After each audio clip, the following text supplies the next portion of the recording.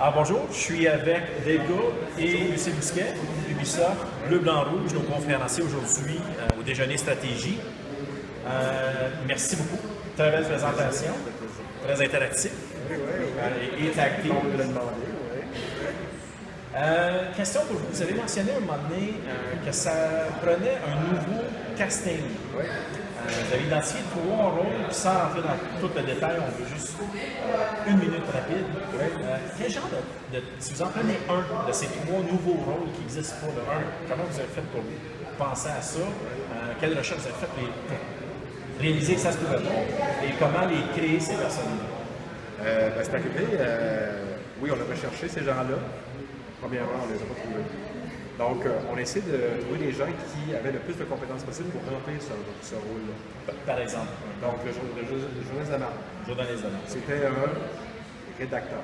Donc, c'était quelqu'un qui avait le plus facile, mais qui avait aussi une aptitude d'une direction artistique. Parce que souvent, l'un et l'autre sont relativement près, d'une force et une faiblesse, mais ça peut se compenser un petit peu. Donc, on se bien les entourer.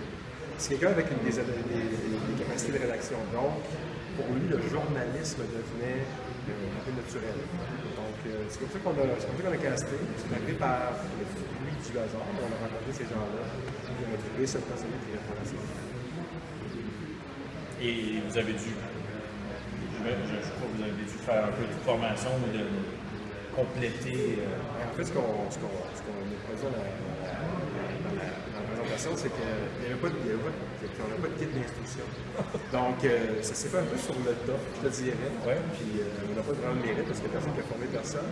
Je pense que c'est la collaboration d'équipe. Tout le monde s'est nourri des compétences de l'un et de l'autre, qui a fait en sorte que c'est devenu des postes 360 plus équilibrés. On a effectivement travaillé énormément en fait, en groupe. Donc, ce journaliste de marque travaillait avec notre équipe de contenu pour s'assurer que, en fait, quelles étaient les forces de cette personne, comment elle pouvait compenser les faiblesses avec les forces de notre équipe. Donc, c'était vraiment une collaboration. Et à un moment donné, on s'est arrêté, on s'est dit qu'est-ce qu'il a besoin de faire en plus. Donc, il y avait une description de tâches.